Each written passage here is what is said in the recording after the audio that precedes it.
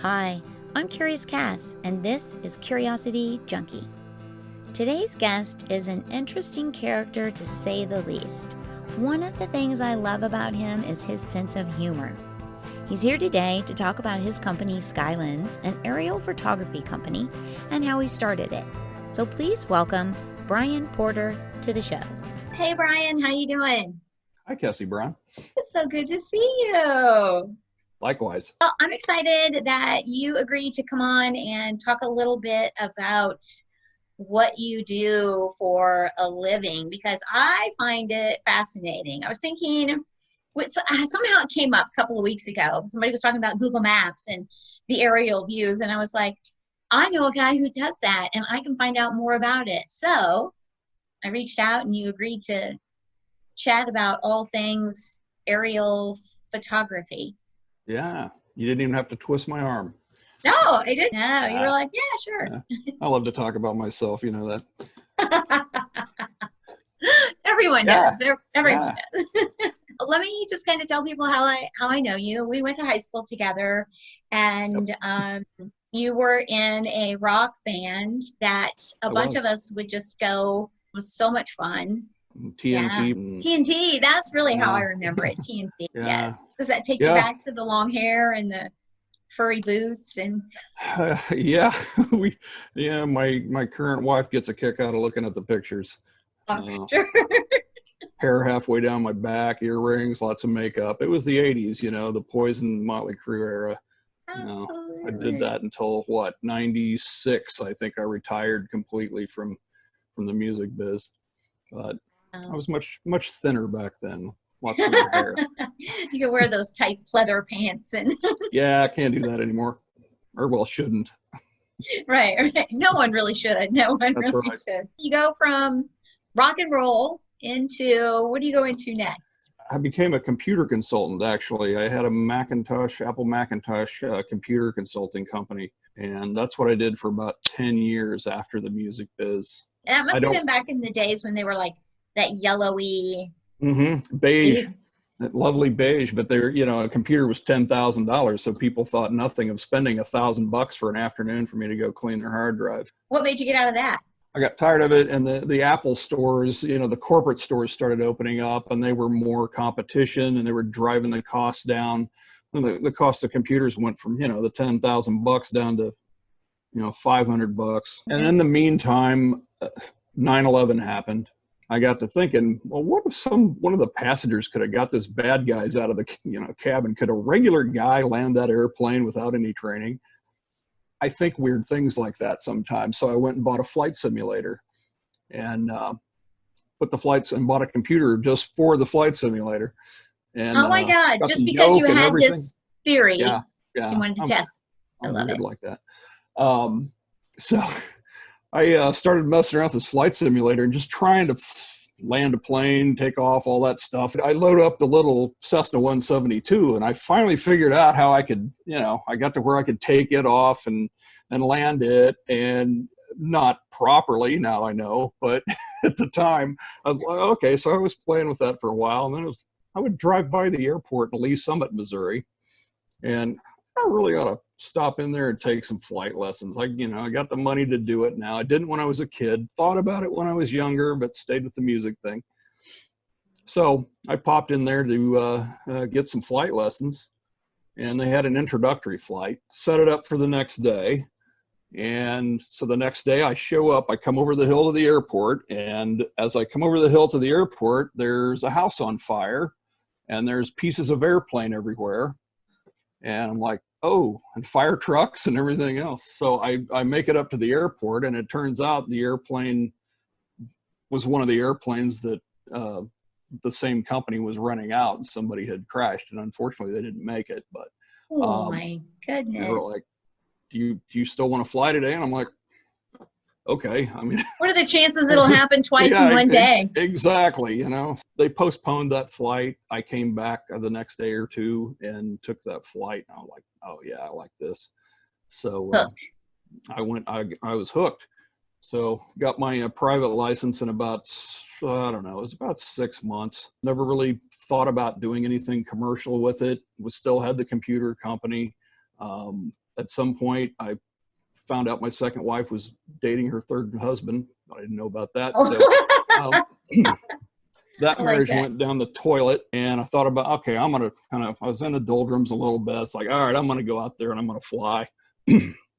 So I'm back out to the Lee Summit Airport and talked to them about, renting a plane. Got to talking to them about doing their website. Worked out a deal with them where I would just do their website and get free flight time. So I did got a lot of flying in, usually at night after my computer shop was closed. But I did that. Fantastic.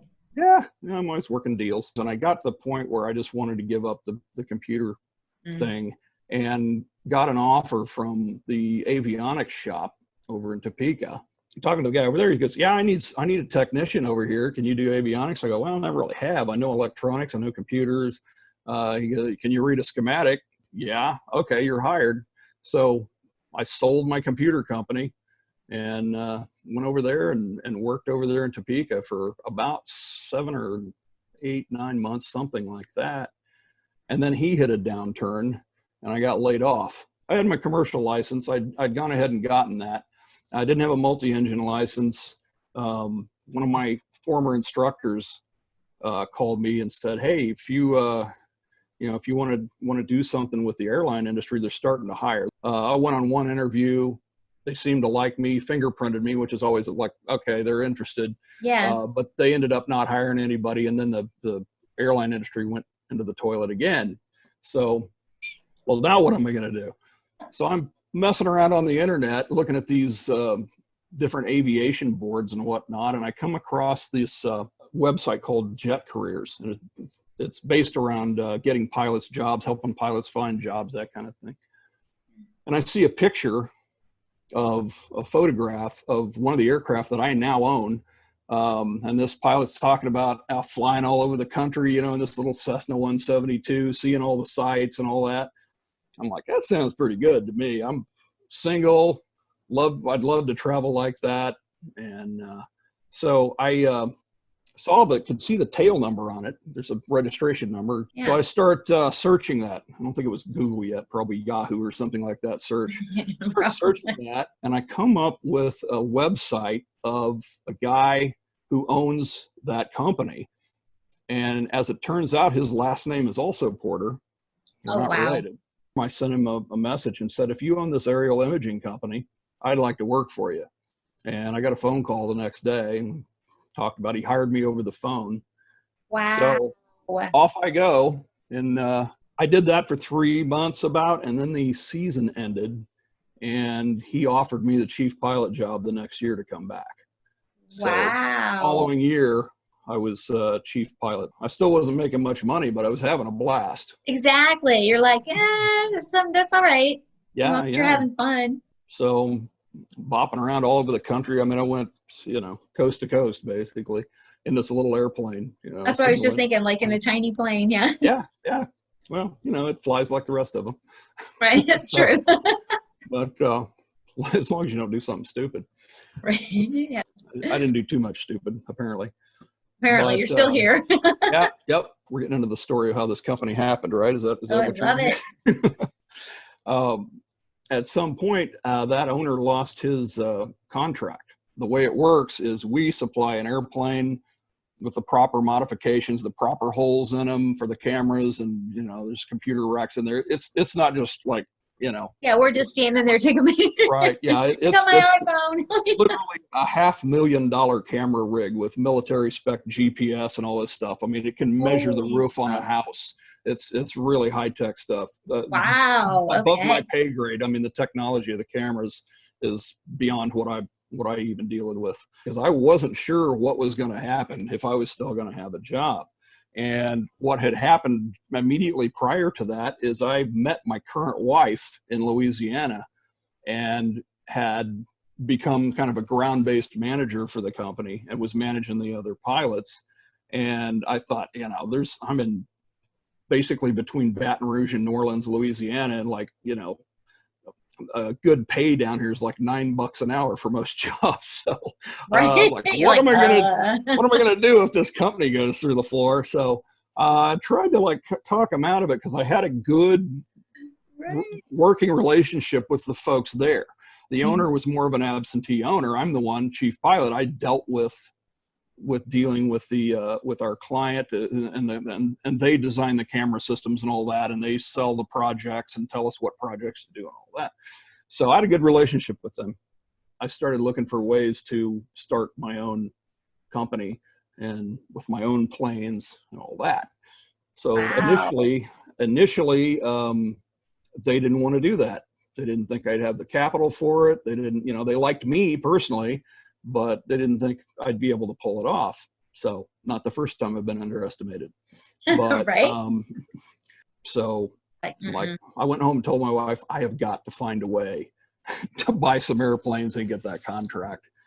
Right. Was she So like, I'm sorry, what?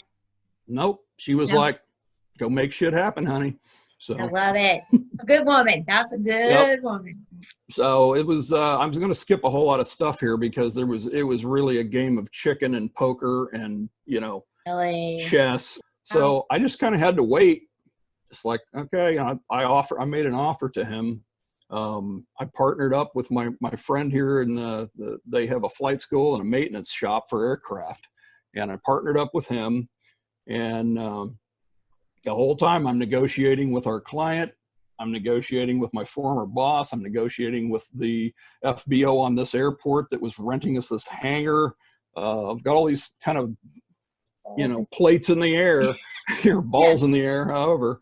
And I just had to kind of wait everybody out. At some point, I was all they had. So all of a sudden, I'm sitting sitting on the throne, and they're like, do you think you can get the rest of those planes from your old boss? And I'm like, yeah, I think I can. Let me see what I can do. I mean, we were getting loans from places that, like loan people money for the, title loan places and things like that. I mean, My it was gosh, crazy right? what we had to do to make it happen, but put the financing together. My former boss was cool enough to finance me on, owner financed me on about 2/3 of the planes. So we bought the whole fleet and You got lucky. That's went at it. fantastic. Yep. Not Yep. lucky. You're a good guy. People know you work hard. It says something about you that they would trust you. Well, there's a line in the movie Titanic, and the bad guy, what was that guy's name? Billy Zane was the actor that played him. He was the bad guy. Yeah. But they're sitting around having dinner on the Titanic, and the discussion comes up about how are you successful in business and in life, and what do you do? And somebody says, well, that has a lot to do with luck. And Billy Zane says, a real man makes his own luck. So I was Yes. like, I understand what he means by that. Yes. Yes. You're like, I totally get that now. You have to position yourself to take advantage of opportunities that come, and don't be afraid to push the envelope. Don't be afraid when somebody tells you can't do something. Don't believe them. So Right. unless they Yeah. tell And you, that's don't jump off a cliff or interesting anything. because a lot of people would just kind of be like, well, things just aren't working out. It becomes you have to really work for it. And then it becomes like, well, what if it doesn't work? And what if I Right. fail? And that fear will just get inside you and mess with your head. So Yeah. kudos to you for. I mean, I was either going to make this happen or I was going to be a door greeter at Walmart. So those were my two choices in Hammond, Louisiana. So You're there's some like, motivation so there. that just didn't seem like something I'd want to do. Nope.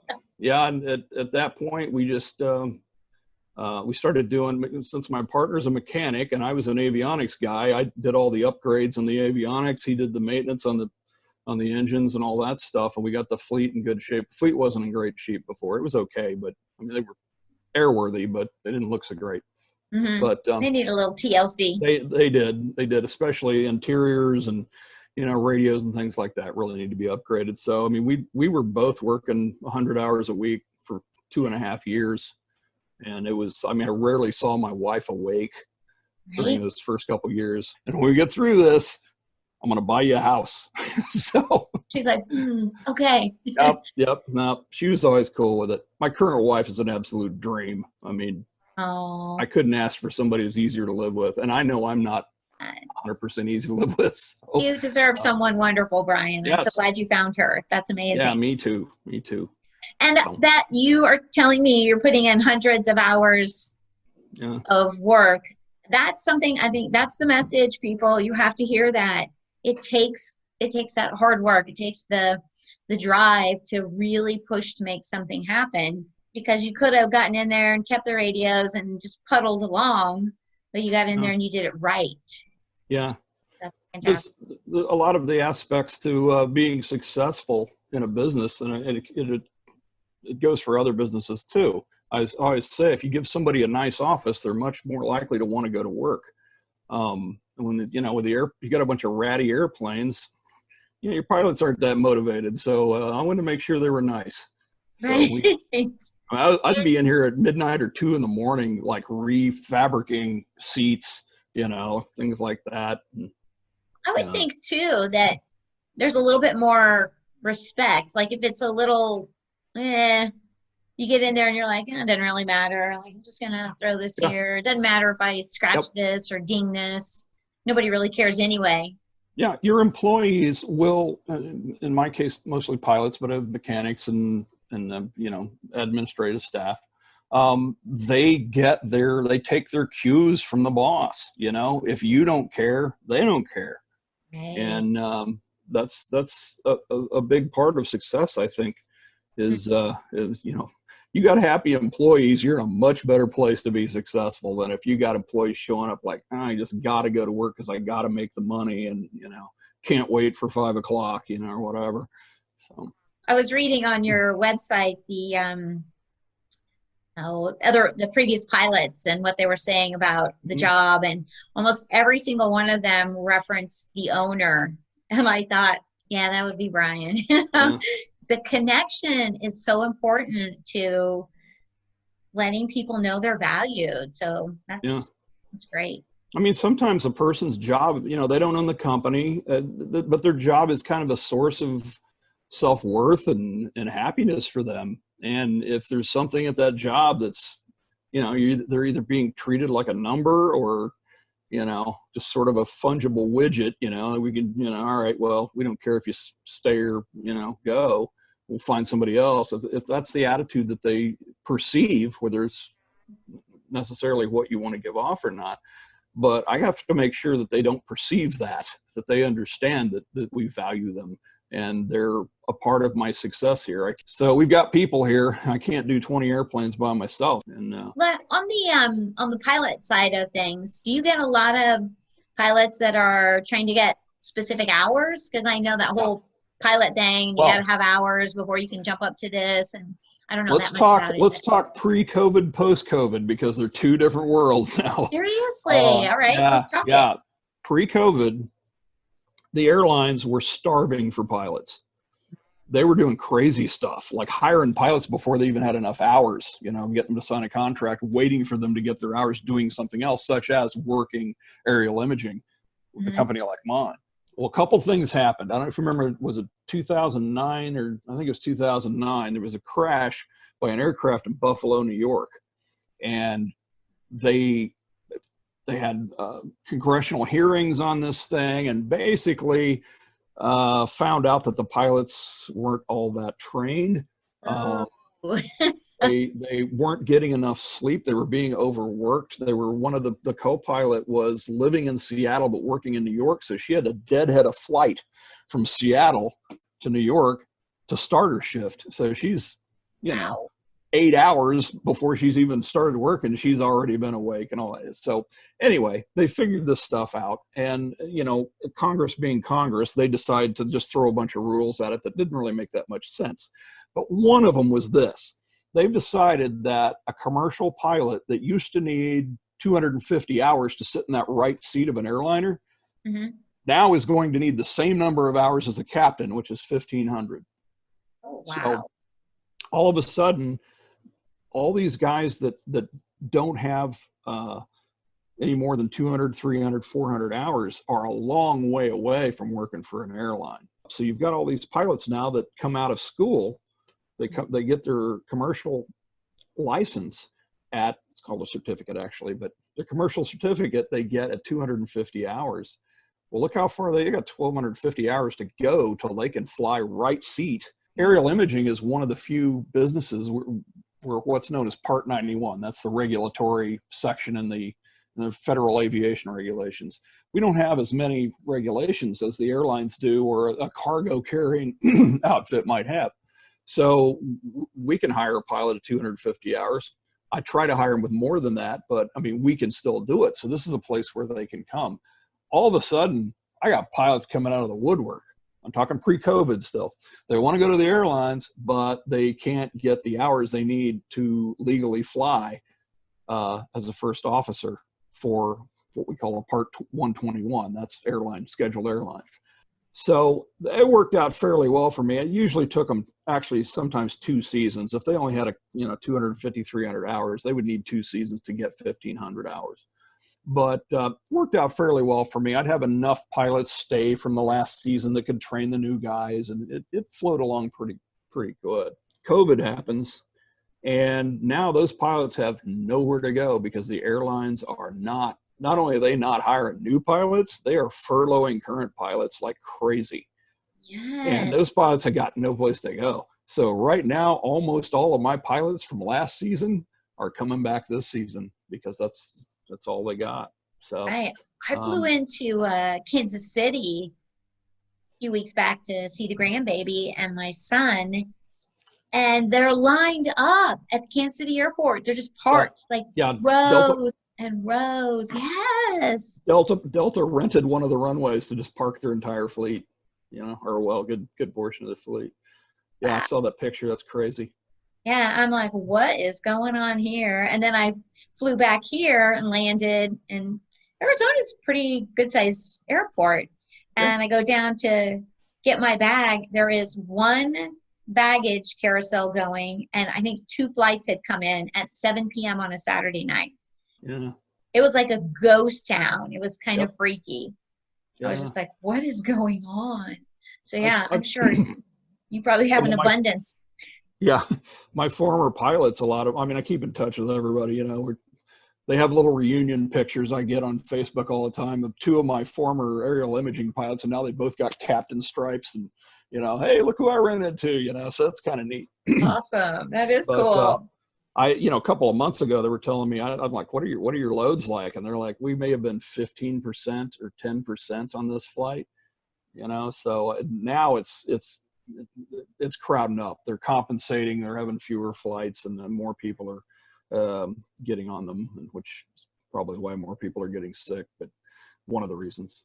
Well, it was interesting. I flew Southwest, and they kept the middle seat open, and they required you to have a mask on the whole time, unless, of course, you were drinking something or eating. And they only served water. It wasn't like they were encouraging.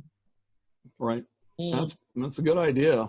October, I got to train new hires. And we normally did 2 weeks of classroom, and the classroom was like 20-foot square.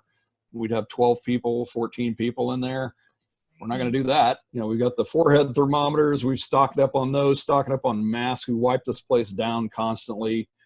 Just bought some Honeywell air filtration systems for all the indoor places in here. But it's a challenge. A different world. Yeah.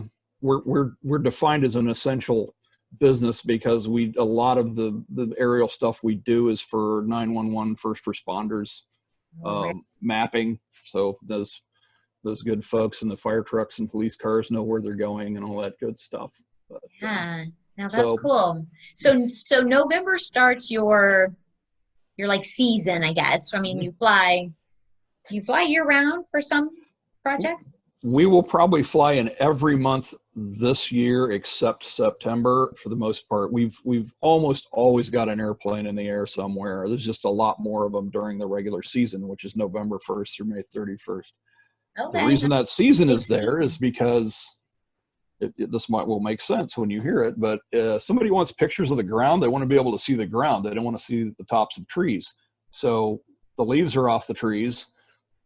Right. Different parts of the country in that time, but that's why we generally don't shoot much in the summer. I've got 3 airplanes in your state right now because, well, you know, how many green trees you got out there? Not too many, right? It's You get a lot of cactus. You don't have to worry about leaves. Right, right. Right. So when you start in November, what is it exactly you guys do? And I know there's some Okay. stuff you can't really get into, but what's the Yep. theory behind it? Some of the eventual customers are like CIA and Homeland Security and whatnot. So there's some stuff we can't talk about. Right. Plus, the camera systems are super high tech. I mean, they're trade secrets for our clients. So, like, we can't have the pilots are instructed they can't take any pictures of the camera systems or anything like that. Again, we're a provider for that client. They design the camera systems, and they're huge. The original company started out as aerial imaging for roofing companies. I guess it's pretty lucrative because they came in with a lot of money, and they bought out the original company that started the camera systems. They were essentially renting their services, and then they had enough money to just buy the whole company, so they did. The company's called Eagle View. I think I worked for a roofing company. Oh my gosh. You've probably seen that name then. I have, yeah. When you said that, I was like, I know this name. Oh my God, that's hilarious. Okay. Yep. Yes. So our aircraft they're all the holes cut in the right places. And I mean, there's 5-6 cameras in these things, different, you know, out the side, down the, you know, straight down, all that. So that's how you can, like, if you get on like the mapping services like Google or Bing or whatever, you can kind of do a 3D and you can like see the side of a building. Our client actually designed that oblique camera system to allow to do that, to be able to see the sides. Is everything done from the sky then? Mm-hmm. With those cameras, there's nothing on the ground that somebody's got to be here. And there are like we don't deal with it, neither does our client, but like I know Google and some of the other companies have street based, like they'll have a camera system that kind of does what ours are doing, same sort of principle, but it's on like a truck, the bed of a truck sticking up, and they drive down a street, and that's how you can get down and look at a street, look at a house and all that stuff. That's all done from the ground on a vehicle. But the stuff from the sky, even zooming down to where you can see, you know, you can see in somebody's pool. I know what you're doing. Oh yeah. Yeah. You can see people, you can see, you know, I mean, you may not be able to read a license plate, but you can certainly see a license plate. And we actually don't get to see the full resolution. So you might be able to read the license plate if you got the, you know, the stuff that's going to the military and the CIA and all that. I don't know. All we do is we're putting in a hard drive in this system, and this computer's running everything. The computer, there's a screen for the pilot, and they're hitting go. And it's kind of like there's a device on the eyebrow, what would be the dash of a car, the eyebrow of the airplane, that's telling them where to go. And they get on a line, and they just got to keep the airplane on that line. They get to the end of it, they do a 180. It's like tilling a garden in the air.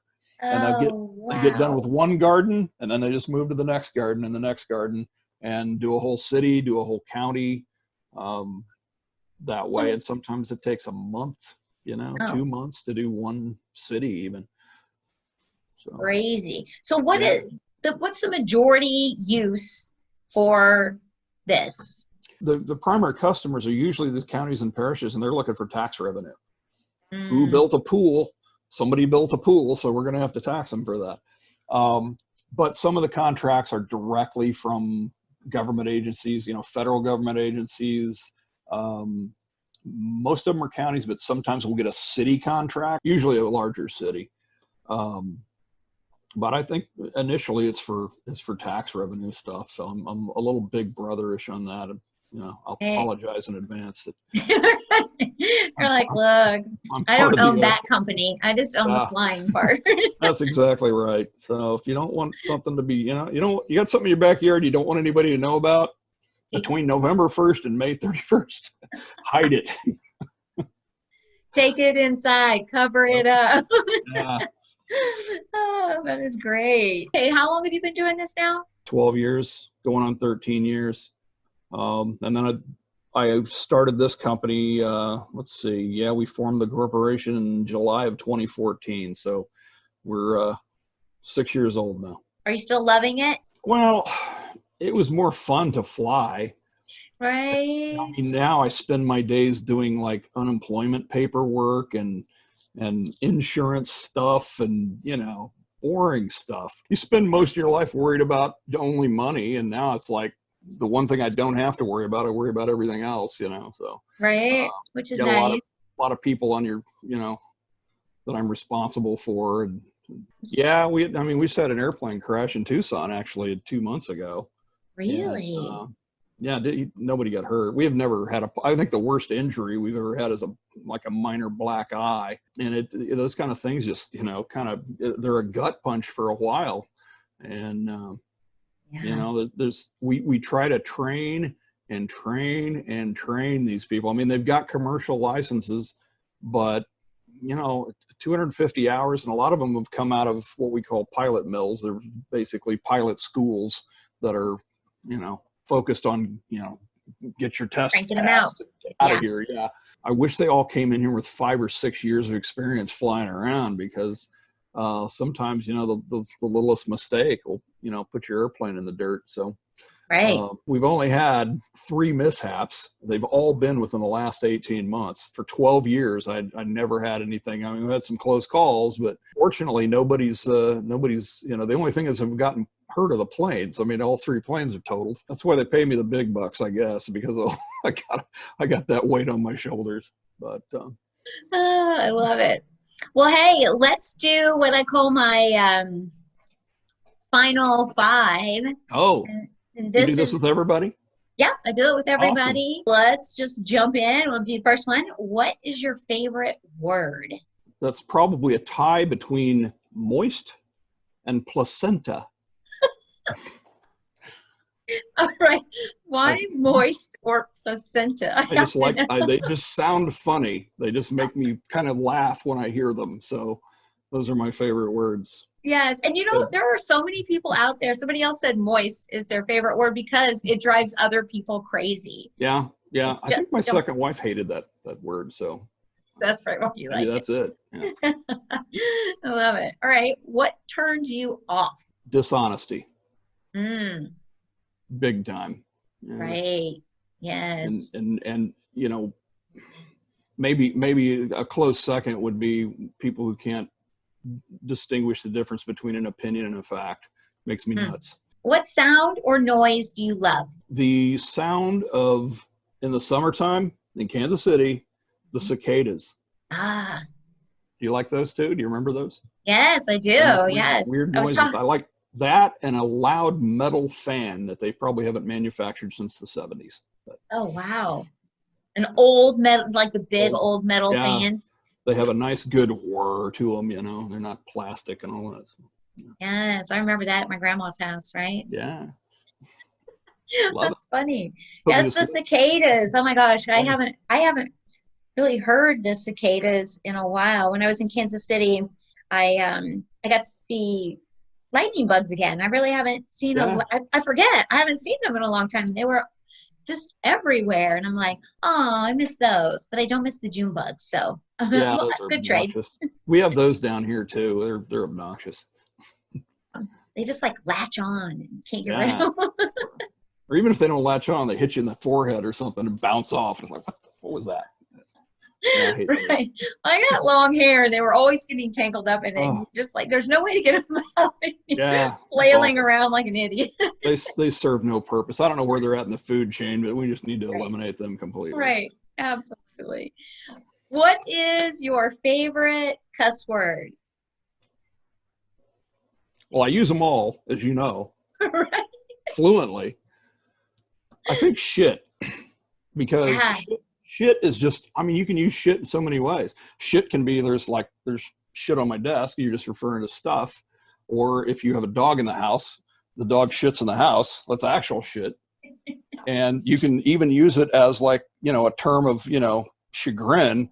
Oh shit, the dog shit in my house. So yes. Yeah, shit's very versatile. Yes. All right. What profession other than the one you're currently doing would you love to attempt? I think this was the last one, wasn't it? Let's see, a rock musician, computer tech. Right, I know, right? Dream jobs, you've done them all. Well, one thing I plan on doing when I retire, I'm going to start a nonprofit to help people who've been attacked by pit bulls. More often than not, a pit bull will go his entire life and not kill anybody. But do you really want to have, a ticking time bomb in your house with your kids? I'm going to start a nonprofit that helps folks either with medical bills and legal fees. That's what I'm going to do in retirement. Right. So your nonprofit would be helping people who have been attacked. Legal assistance. Yeah. Yes. Yeah. Oh, that's very cool. What a great thing. Good for you. Yeah. Arizona's crazy. I was flying when I was flying for my former company. Air traffic control comes on and says, 140, do you see a sandstorm off to your left wing? And I look over and there is this terrifying, it's a wall of sand. And I'm at 5,000-6,000 feet and it's, I'm like, oh God, what am I getting into out here? Right. Yes. They're a thing and they happen. Yeah. You don't want to fly into one. So no, they're like adamant if you're driving, you just stop, pull over, stop, turn your car off, and just wait. Your car will be the color of a DeLorean if you don't. So with an airplane, it'll just clog up your air intake, and eventually you'll land somewhere. So, right, maybe not where you intended. not where you want to. No, there's one of my airplanes out there. It's in pieces. Yes, that would be awesome. Yes, it's getting its annual. Getting its annual. Yeah, they get airplanes have to have an annual inspection. It ain't like a car. You have to tear the engine, apart to a certain degree and take out pieces of the plane and inspect cables and all this stuff. So it takes a long time. So it's like 4 mechanics. Plus my partner, we barely get it done in 4 months. So, well, if you're going to crash, we at least want to make sure that the airplane is not the reason. So, yes. And it rarely is. Almost always not the reason that the airplane has gone bad. I'm glad that you're happy and surrounded by wonderful women who support you and love you. And thank you so much. And everybody else, thank you for tuning in to learn a little bit about aerial photography and everything else we talked about. It was kind of all over the place, but thanks so much. That's me, all over the place. It's my middle name. Me too, ADD. We'll see you soon.